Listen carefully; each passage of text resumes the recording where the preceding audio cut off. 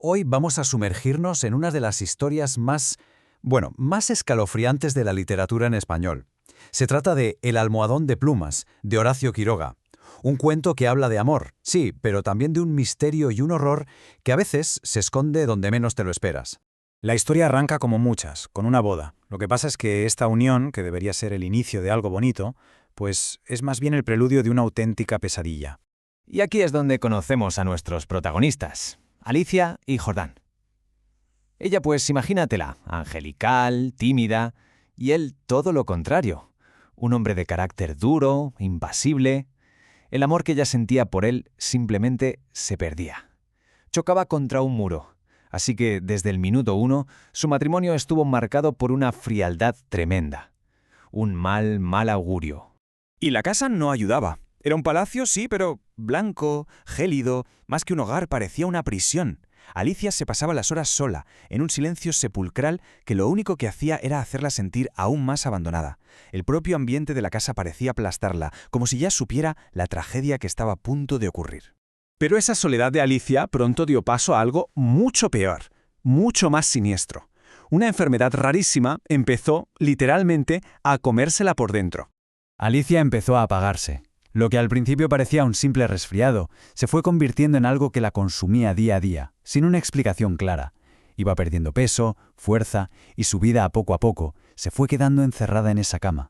Y aquí es donde la ciencia simplemente no sirve para nada. Venían médicos, la examinaban una y otra vez, pero nadie era capaz de explicar esa anemia tan brutal y que avanzaba tan rápido. Sus diagnósticos no valían para nada. Estaban luchando contra algo invisible, algo que se escapaba a toda lógica. Y en medio de toda esa agonía, su único refugio, ¿cuál era? Pues su almohadón de plumas. Lo abrazaba, descansaba la cabeza ahí, sin tener ni la más remota idea de que en ese supuesto consuelo se escondía, precisamente, la causa de todo su mal. Es una ironía aterradora. El misterio está a puntito de resolverse. Después de 5 días y 5 noches de delirios y alucinaciones terribles, Alicia muere.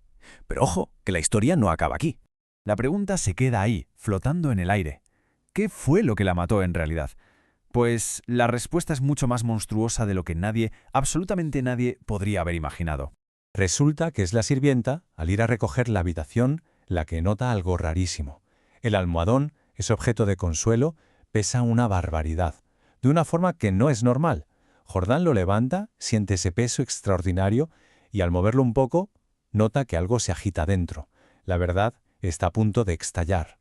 Y con esto llegamos al clímax, a esa revelación final que, de verdad, te hiela la sangre. Se llevan el almohadón al comedor, para verlo bien con la luz, y Jordán lo abre con unas tijeras. Lo que se encuentran dentro es, sencillamente, una pesadilla hecha realidad. Era un animal, un parásito asqueroso, hinchado, pesadísimo. Durante meses, noche tras noche, esa criatura le había estado succionando la sangre a Alicia por la sien, vaciándola de vida muy lentamente, hasta acabar con ella. Un horror que había anidado nada menos que en su lugar de descanso. Y la historia nos deja con esta pregunta tan inquietante, porque el horror no siempre viene de fuera, ¿verdad? A veces lo metemos en nuestra propia cama, lo abrazamos pensando que es un consuelo, sin darnos cuenta de que nos está destruyendo por dentro. Una reflexión que desde luego se te queda grabada mucho después de terminar el cuento.